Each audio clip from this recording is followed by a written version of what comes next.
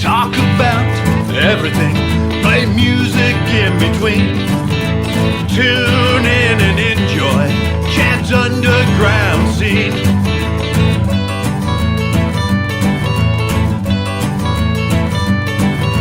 Talking music, you know what I mean.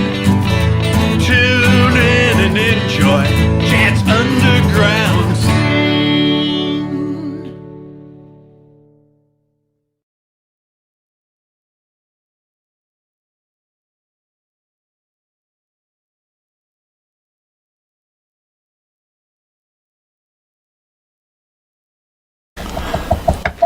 Welcome to Chad's Underground Scene. We are deep, deep underground here with my special guest, Don Bolles. What do you have to say, Don? I have never masturbated. Absolute true story there. So let's start at the beginning of your music career. Tell us a little bit about how it all started. Well, it was an accident, really. I was, just playing whatever. I was playing shortwave radio into tape recorders a lot. And I was like a Stockhausen worshipping preteen. And I did a lot of that, and I wanted to be a non-musician, one that didn't know how to play at all, and just sort of like Portsmouth Sinfonia inspired, and Eno a little bit. Eno was the godfather of glambient. Oh, love Eno. He's awesome. Oh, yeah. Yeah, so there was all that, and krautrock too, and then punk rock came along, and probably would have gone right past Phoenix, except for the Consumers and me, I wasn't good enough to be in the Consumers, so I had my friends who played guitar and bass in top 40 bands I was in switch instruments so they could suck the same way I did on the bass. Yeah. So they switched guitar and drums, and it was a good idea. I'll have to play that shit for you sometime. It's pretty yummy. We recorded 2 songs like in our living room that first day that we played together. Just wrote these 2 songs and played them, and they were really good. So what were some of the bands you were in? Oh, so our top 40 band had a bunch of names, and it was just this like shyster thing where the school people who had to pick a band, and they didn't know anything, it's like, these guys I guess look okay, I gotta go, but they'd give them a book of all these bands with pictures, and there was all these like blow-dried mustache guys with suits. And so but any band they'd pick, they'd probably get us, and we were terrible. Like the band was like really, the guys were cool guys, but they just had no soul in their playing. It just and I just had to imitate the people on the radio over this really boring, like song poem level music, and so they were good musicians, but it just wasn't exciting in rock and roll. So I don't know. But that was our top 40 band, and that's how we made money. That's how I made money to buy the cocaine, which I hated, but that I could use to get the genius guys from K-Dill Radio and the Snake Meat and the Meatloaf Cigarettes and Speed Orchestra, so I could get those guys to hang out with me, even though I wasn't a large-breasted girl. That was the trick. And I hated coke, and I made good money with my top 40 band, and my mom paid for everything else basically. In Scottsdale, what do you want? And I'll tell you what, in the rock and roll scene, that was a good way to get stuff. Yeah, it's what you had to do. Different bands I was in, we had managers, and they used the coke to get everything. I was born in a manager. Yeah. So what was your entry into punk rock? When did you start really liking punk rock? I always liked punk rock. Ever since, the word came along, like, who knows, Lester Bangs said, it was in one of those magazines, one of those rock and roll magazines.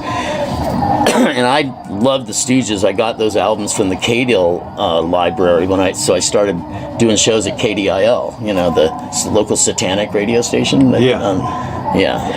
That's one of my favorite is Iggy Pop.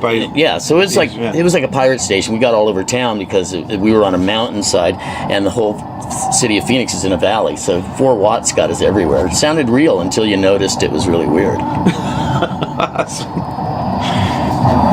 And then you were summoned to be in the Germ somehow. I heard. Tell us a little bit about how that all came about. Well, So my band, we were playing shows. I was in another band too called the Exterminators, who were really young kids, and Rob Graves had moved to Phoenix from Detroit by that time, and he was playing with our band, and he was playing with the Exterminators too. Their bass player quit, and they didn't have a drummer, so I played drums, Rob played bass, and it was a really good band. You hear that CD now, it's it's kind of okay. We did, whatever, but it wasn't recorded right. That wasn't my fault. But the Exterminators was a cool band, and the songs were really good, and whatever. There's a tape that survives, maybe two. The live show at this biker bar with people throwing stuff. And were the Germs out there, or were you out here with the Exterminators? So what happened was, I was in the Exterminators and in my band Crazy Homicide, which was the one Rob was in it playing like rhythm guitar. I don't know. It was the one I made the guys switch instruments for, so we'd all suck the same. And that's Crazy Homicide with a K, right? Yeah, it was the name of a Russian street gang that was made up of like mental defectives and paraplegics and cripples and stuff, and they were apparently very vicious. So we called it that. It wasn't, people, I don't know, nobody ever liked that name that much except me. But before that, we were called the Liars, and how much did that suck? Yeah, oh yeah, Crazy Homicide is way better. Way better. It's got more syllables, it's got harder consonants, it's a good manly set of words. Something Putin could be proud of. So, yeah. So this is just some shortwave radio stuff, if you can hear it, just sort of, hopefully it's background information. Right, yeah. But... And then you met the Germs when you were playing with them? No, worse than that. Yeah. David Wiley, there were three bands in Phoenix. There was the Consumers, who had 50 songs that were all great. There was my band, Crazy Homicide. We had like 2 songs and some covers and a couple other songs maybe that weren't very good. But we were pretty punk and ridiculous. But and then there was the Exterminators, who were these younger kids from the other side of town. And so, except for me and Rob, we were the old people at like 19 and 20. Yeah, right. And so, yeah, exactly. That was the oldest people. That was old in the punk scene. It was, yeah. It was Phoenix and L.A. were that way. New York, it was like you had to be over 30 to be into punk rock. Pretty much, this is how it was. Deborah Harry, no one even saw her except on the Wind in the Willows album cover until she was 30-something years old. She was 33. Yeah, and then we were all sneaking out to go to those punk shows. Yeah, well, I wasn't by then. I was the old man of the Germs. So what happened was David Wiley from the Consumers, he and Paul Cutler and a couple other people, we all bought import records anyway, and we had to go to L.A. to get them because you couldn't really order them that easily from Phoenix. And so we'd go to L.A. on record foraging trips, and one day this girl, Debbie Durham, who changed her name to Debbie Dubb, and she moved here, and then she married that Peter Urban guy, the Dills manager. Mm-hmm. Man, that's a brave girl. But he's a nice guy, though. But like, Debbie Dubb told David that, because I wanted to move to L.A., and Debbie Dubb told David that the Germs were in need of a drummer, and they weren't exactly like musical heavyweights, so I could probably play with them, even though I'd only been playing drums for like a week and a half. And, but it was good, it was just like, I just broke everything all the time. And you were aggressive. It's awesome. It was kind of aggressive, yeah. I tried not to be, but, it didn't work. No, you have to play with I heard me trying to be laid right? back. I was doing a Yoko cover with some people the other day, and I'm still like, it's fucked up. Oh yeah, you can. It's in your I just soul, got right? it. Yeah, I got something really mean that's got to be said with like drums for some reason. Yeah, I just gotta say it. Say it with music, and it's good. Say it with words, and you can get slapped. You're in all kinds of trouble. Yeah. Right? Yeah, that happens so much. It's crazy. Music is supposed to be evil. Because it's an evil that we can generally live with, It's not going to actually hurt us.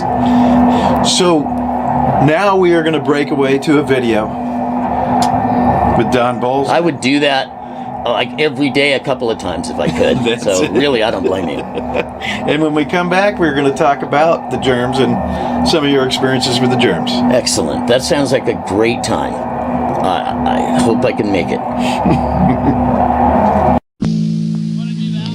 $50 a bottle.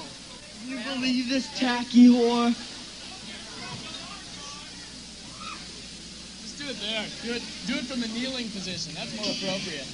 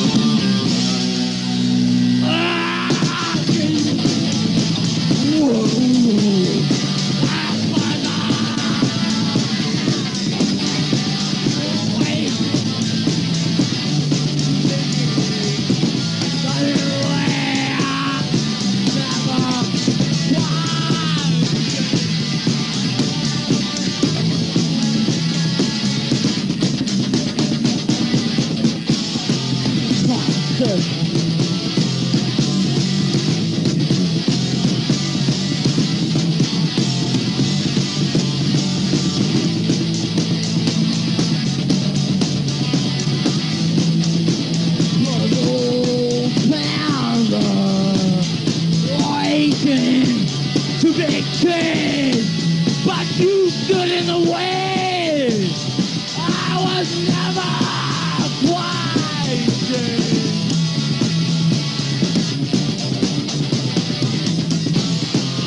That just won't let go. Every process you slow to save my soul.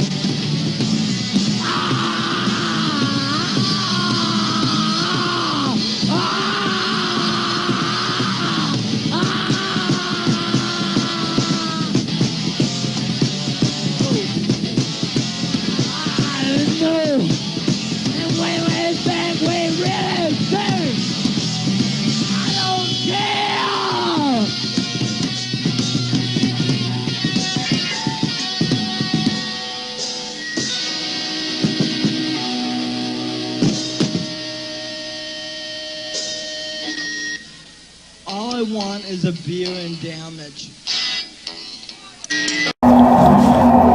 Okay, we're back. Yeah, I was noticing that. This is great.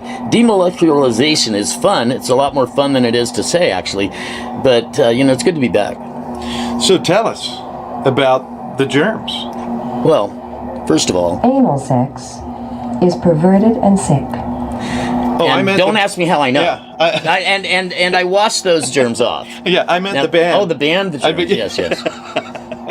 Yes, indeed. Well, what happened was Debbie Dub gave David their phone numbers to give to me, and they didn't know how terrible I was at drums, But my intent was good, and it was probably a lot of fun to watch and listen to. But for me, it was just it just hurt.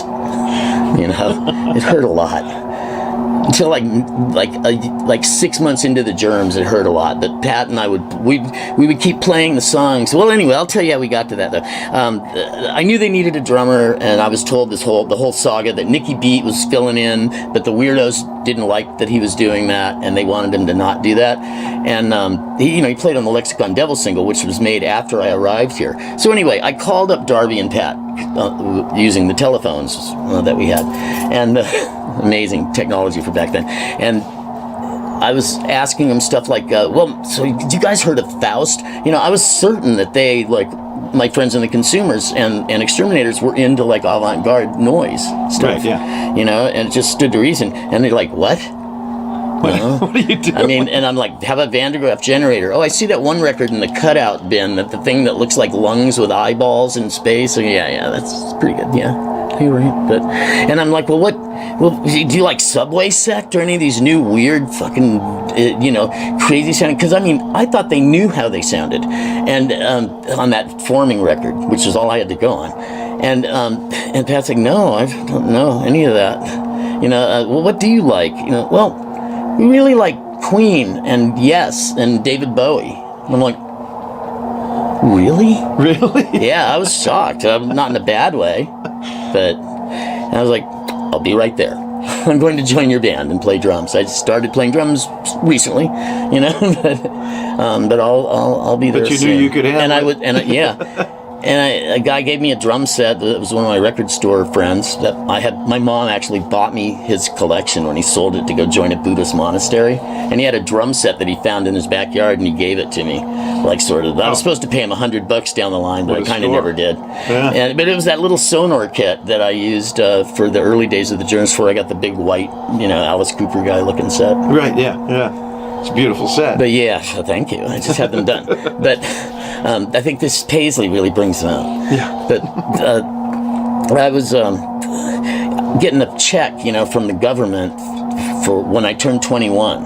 And so I turned 21 the year, like in 77. I turned 21. And so this is 78 by this time. I visited LA and did stuff, but this is the first time I was going to move there. And Rob went with me. We took the drum set. We bought some cymbals on the way because I was rich with the government money. And so I was drunk off my ass and high on speed by the time I got there. Doing these whites. And Rob didn't do that, but he was keeping me, sane on the road so I didn't kill everyone. And but we got here and we went to the Mask benefit and saw the Germs and all the other bands, and all the bands heard about a drummer that was coming from Phoenix to join the Germs, and they assumed that it was a good drummer, like a real rock drummer, and they all needed a drummer.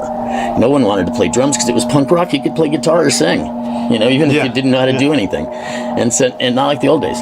So they all asked me, like in the elevator, I got cornered by like 4 or 5 people, like the Robbie Poshboy and Dim Wanker from F Word and Craig Lee and Alice from the Bags and some other fucking people too. And it's just like crazy. And they're saying, you got to play drums for us. The Germs are a joke, They have nothing. We have management, label interest. And I'm like, I don't want to do.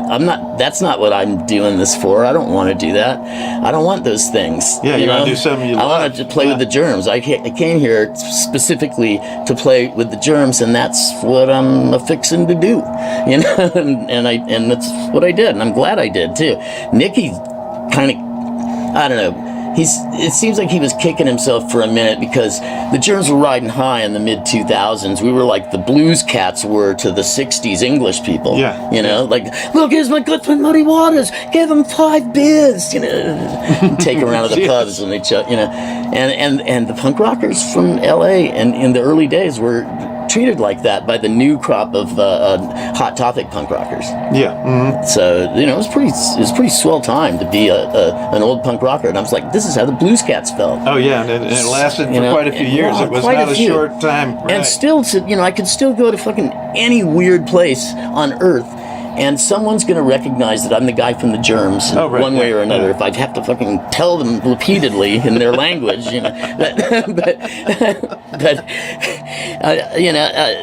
they'll buy me a beer or something, and they'll be like, hey, cool, I really like that GI album, It's like, the shutdown was annoying. I'd take it off before, and I'm like, yeah, so did we. Sweet.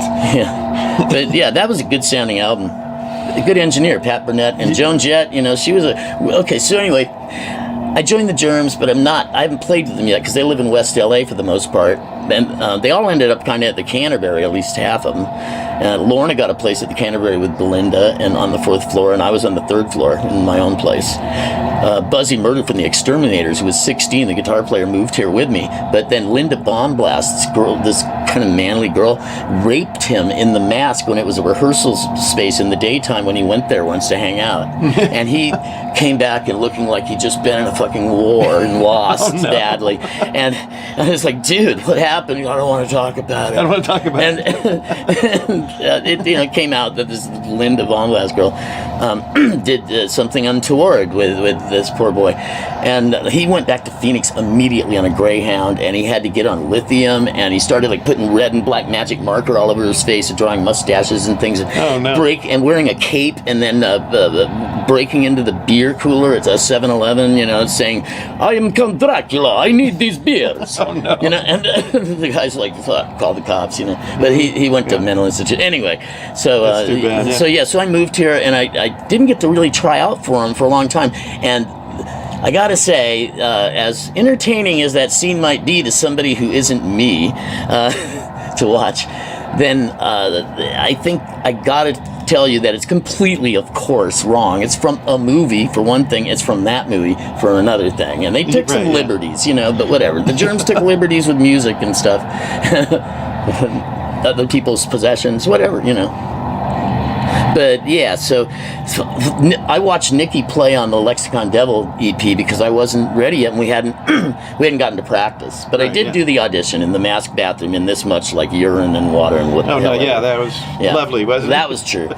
You know, Bill Bartell worked in that movie, and he was in charge of all the T-shirts and the minutiae of like what I wore and a couple other people, you know, to be correct. But it didn't look the same on that guy. Yeah, he had a completely different body type than me and different face. Yeah, he was just like me except his an Evo Phillips thing.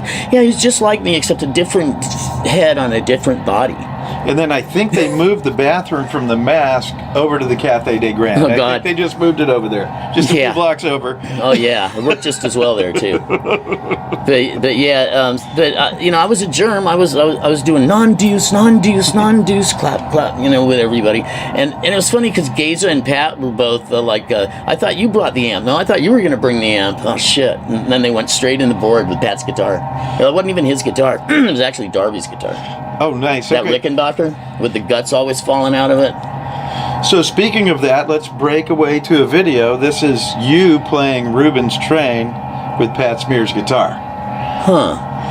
Well, and then you could tell us a little bit wait about a minute, the this guitar. isn't like some kind of weird sex game, is it? Reuben's Train? I mean, I had a friend that tried to get me to play Fort with him. And I'm like, nice. How do you play Fort? I don't think I know that game. And he goes, well, you know, you try to break into the guy that's in the fort. You try to break into the fort. And I'm like, I guess that sounds okay. I don't know. We were like 14. Right, it doesn't sound like a game teenagers played. You know? And so the fort was blankets. And to break into the fort, I had to lift the blankets. This was his instructions. And there was his private areas completely bona fide.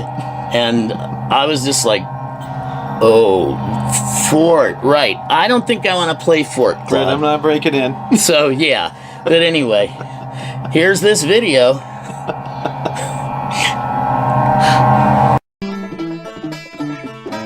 Reuben's Train, y'all.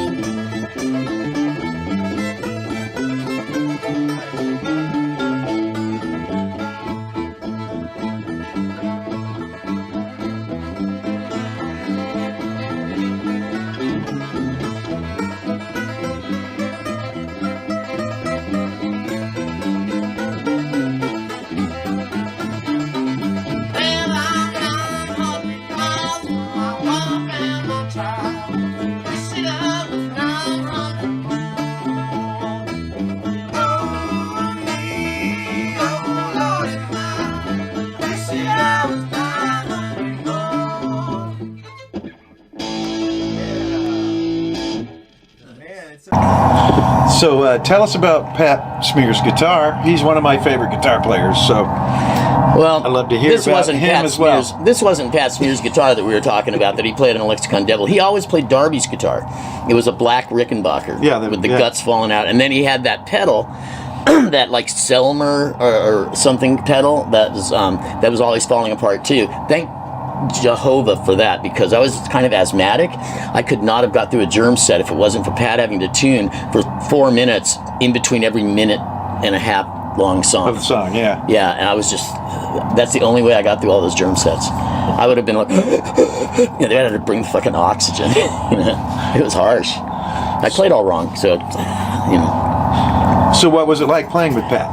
Oh, it was great. Like, he'd be like, that was pretty good, because when I got the rehearsal tape from them with Nikki and Cliffhanger, I had different tapes, and I listened, it was like, let's pretend it was like down dun gun down dun gun dun gun dun gun dun dun dun dun dun gun dun dun gun, and it was a totally different band. It was like that weird mid-period that maybe luckily isn't very documented, because it seemed like it just went from the fucking Shags to the Sweet, to the Evil Sweet with the fucking crazy guy on vocals.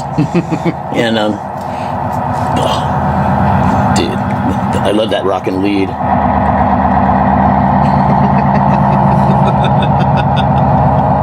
That's the shit. So he would say, that was really good, but can you play it faster? And I'm like, yeah. Can you? He's like, yeah. And we all knew Lorna would just do whatever, as best she could. And she got really good after a while. It was the only band she ever played with. But, and so I'd play it faster, then he'd play it faster, then I'd play it. And the things just got insanely fast. By the time we played any shows, those songs were just like, on frappe, It was pretty hardcore, I guess you would say. And except we didn't use the forbidden oompa beat. Oompa, oompa, oompa. Oh, right. It's like country line dancing. Come on. And you had the... Except they had to color outside the lines because they were too drunken and stupid. And then the wusses now, they need a double kick pedal. We were drunk and stupid. You were doing too, it on different. a single kick pedal. It's all single kick. I need a double kick to do that shit now too sometimes. But I can still do it on single kick. Once you figure out how to do something, you can usually just sort of do it. And you make it move, right? Make it... I got playing with Ariel Pink really cured me of my horrible tempo problems. Like, if any of you ever make the mistake of listening to the 45 Grave album, it's full of tempo irregularities from me, because our manager was stupping my girlfriend. I had this beautiful, like, young teenage girlfriend, and we were junkies, and we were living in my van. It was not the best life right then, but we were living in my van in the Capitol Records parking lot, so it wasn't that bad. It's kind of glamorous in a way. But then Rick Van Santen came and got her, took her back to his house, gave her Quaaludes, and like fucking had his way with her for like a week. I was just like, Jesus. And I'm trying to play my drum parts, and I'm just like, manager, fucking girlfriend, this sucks, fuck this. Oh no. And it wasn't even in rhythmic time, what I was saying to myself. So I was really all over the place. Some of the songs were way too fast. Some parts of the songs were way too fast. Some too slow. But anyway, playing with Ariel, it's like everyone in that band is a better drummer than I was. When I started doing that a few years ago, I'm like, damn, this is amazing. All these guys can teach me all these things, and so I learned a lot. And now I don't even usually need a click track or anything. People, session work. Hey, I play some all different styles. Except the oompa beat that's forbidden. So both of those bands did a lot of playing in L.A. and Hollywood. What were some of your favorite clubs that you played at? Well, the Germs, that was like the biggest band in town. I don't know, who knows why. Everything just aligned in this way. And I knew there was something special about them. And that's why I didn't variate from the plan.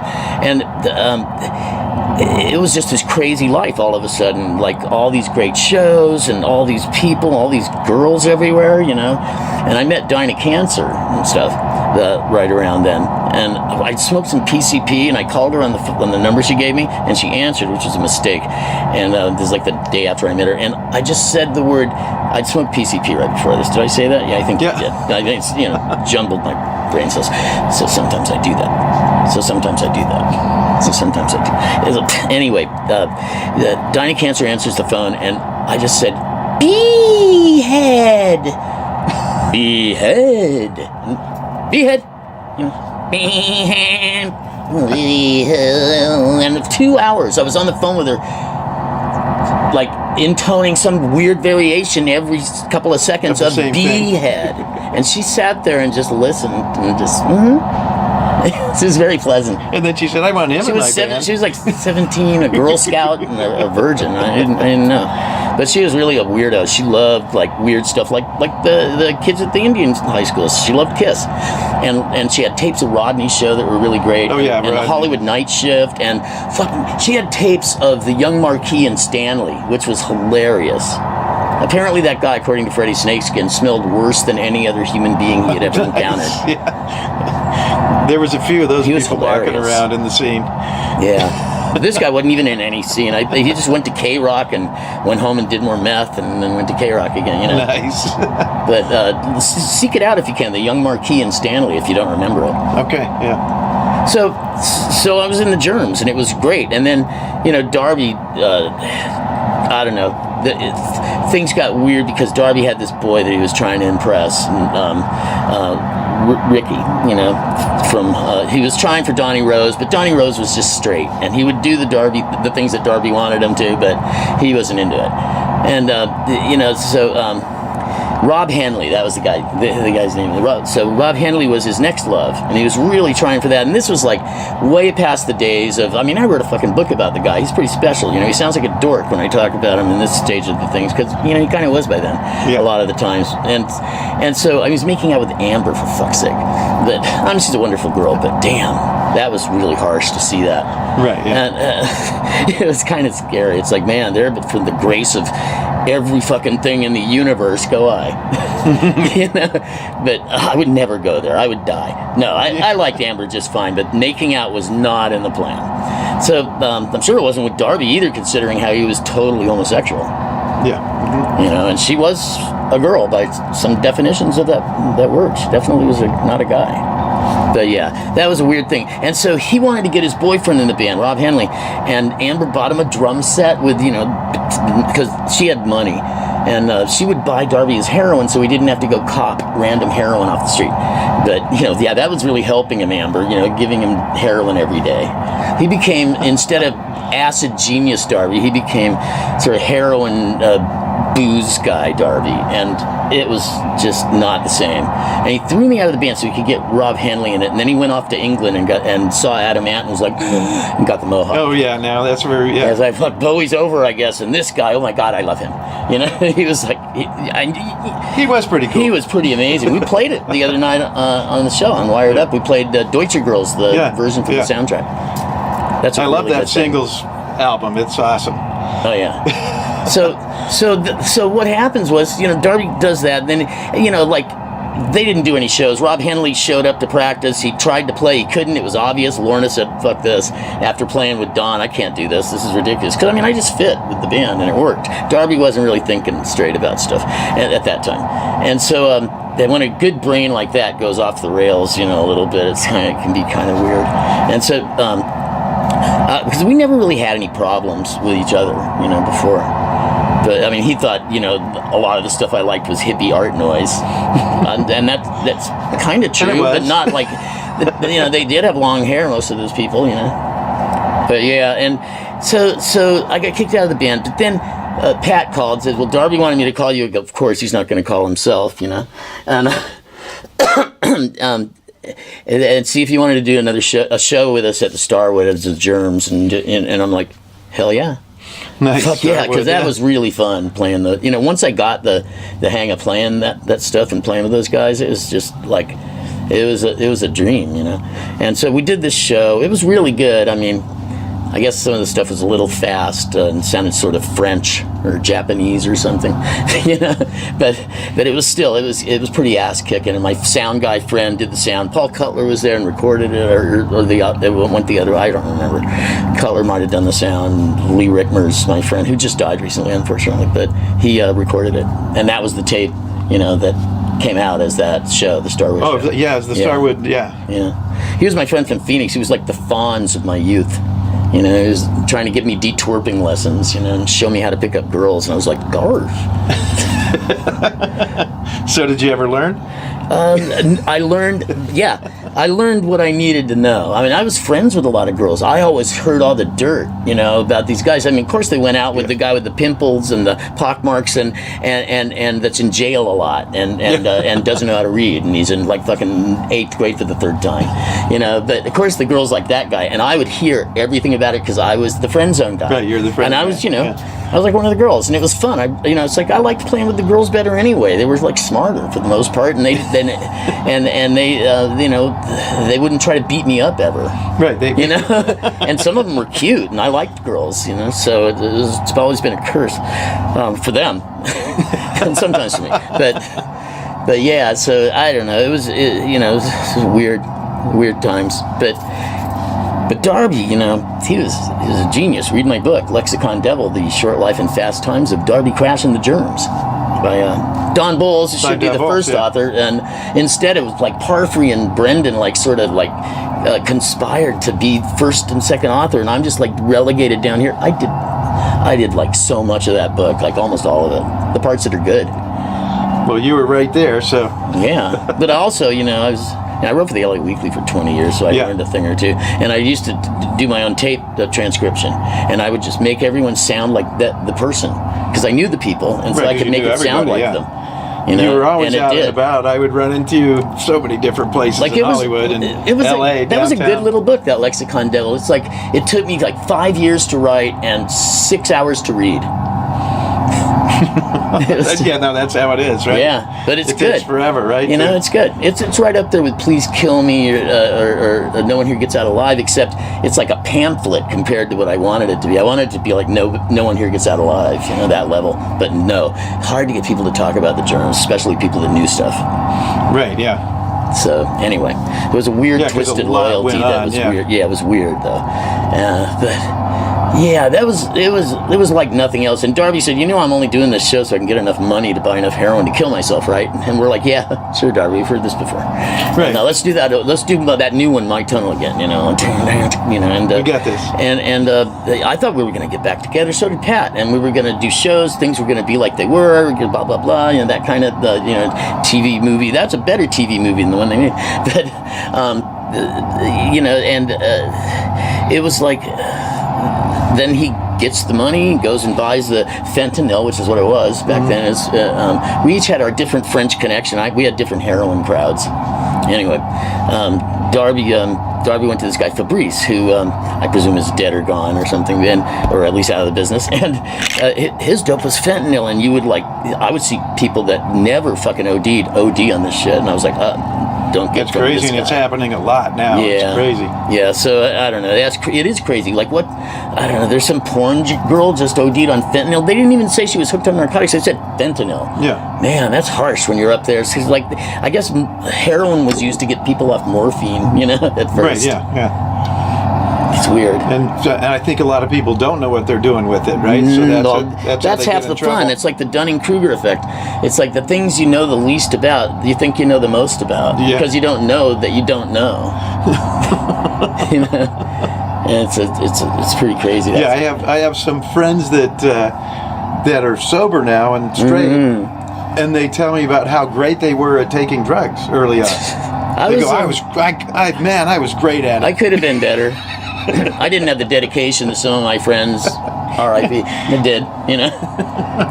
But, you know, I liked the acid a lot, you know. You just couldn't do it all the time and play drums and these bands with structured things. But anyway, so Darby's dead, no more Germs.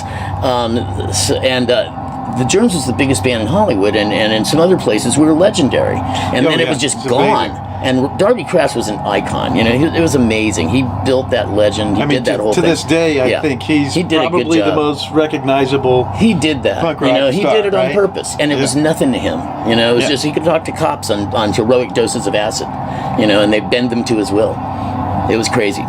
But anyway, so there's a huge void in the LA scene, and I was booking the band at that time because it was new. We were just jamming in the garage, and we had Vox Pop going, but we didn't want to make money with that. We just wanted to play gigs where we were all high on pills and drunken and on speed and and out of our minds on weed too, just and psychedelics.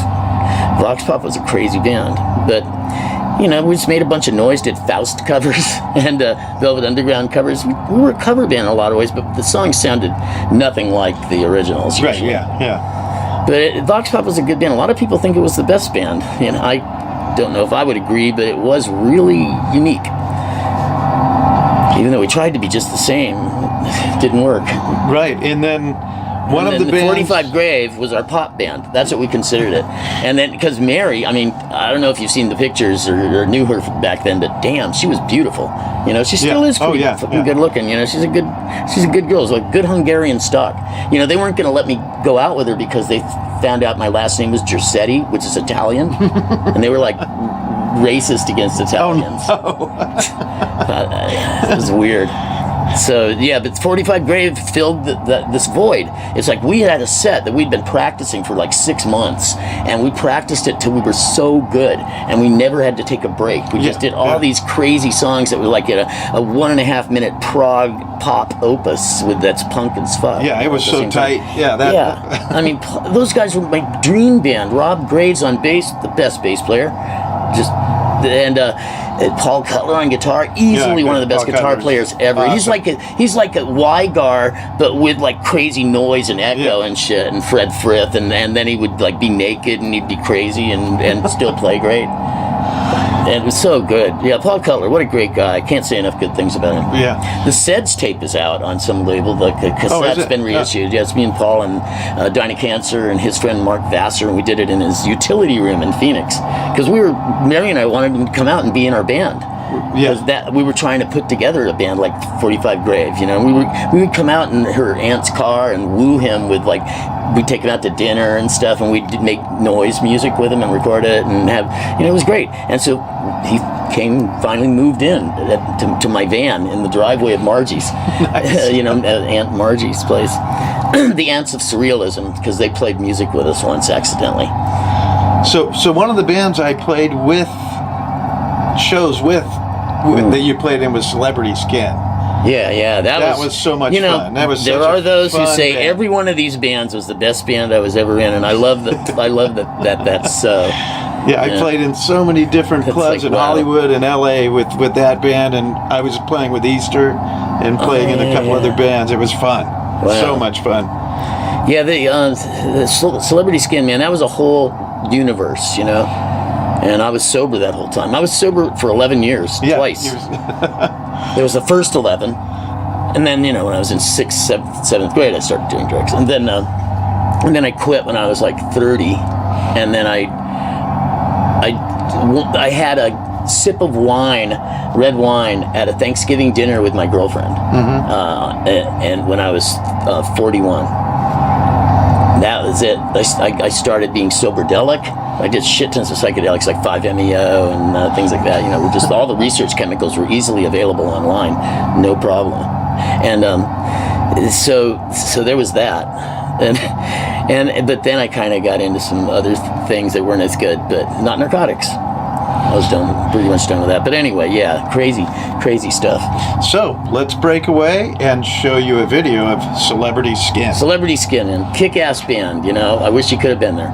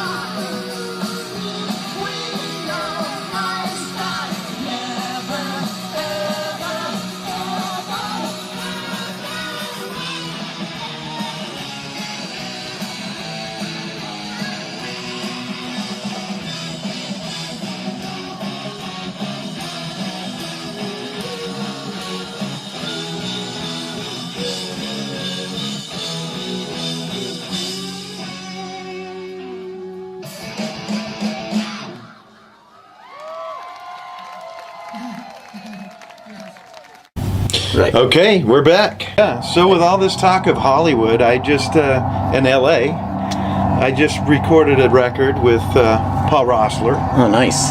and I wrote a song about Hollywood, about 80s and 90s in Hollywood. Yeah. So, Weird time that can only be evoked through weird artistic means, and you can't really explain it in regular words Right, and, yes. on paper or something. I had to be there. so let's break away and we'll play the song. It's called Hanging Out in Hollywood. We will play the song. It'll be great. I would like to thank Paul Rossler at Kitten Robot Studios for recording this song for me.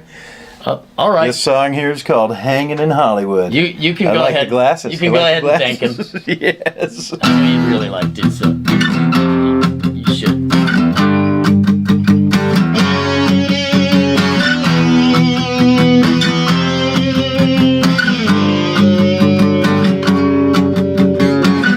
We're hanging out in Hollywood. The scene is cool and underground. At 10 o'clock, we get our start. By midnight, we play our part.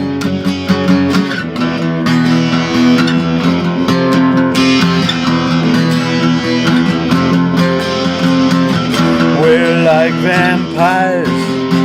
We come out at night. The zombie zoo is in our sight. Death rock punks and the tragically hip. You know I never get sick of it.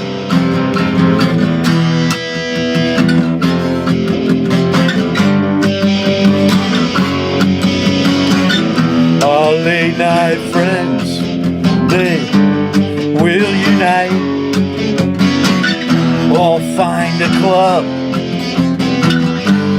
that's so right. Johnny and the Dingbats, they will play. They'll play the scream or the lingerie.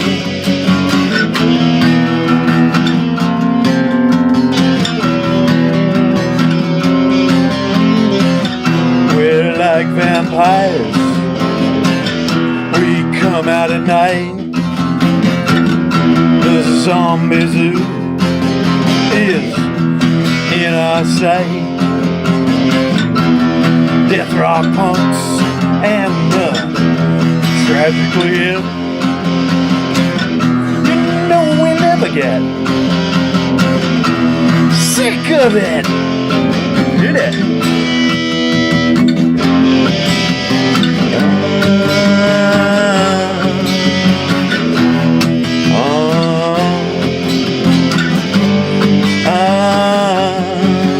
It's getting dark.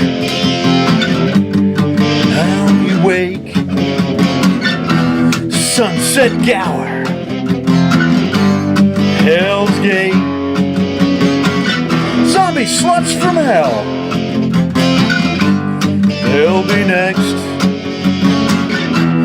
No one ever knows their sex.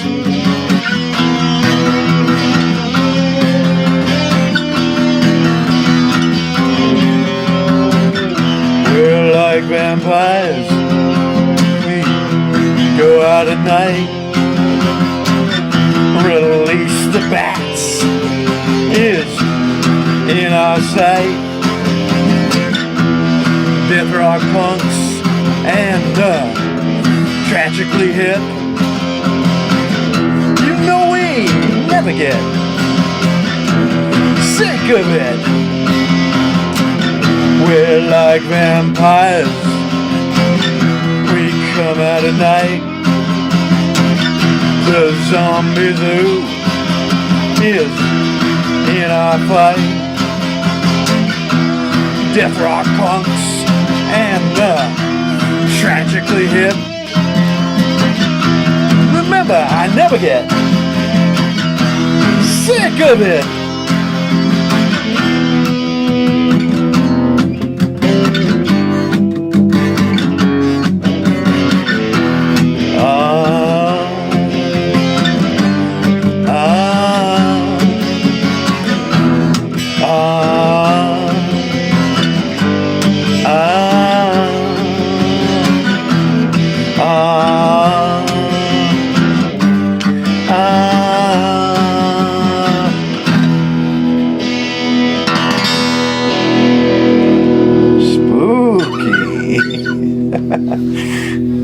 Thank you very much.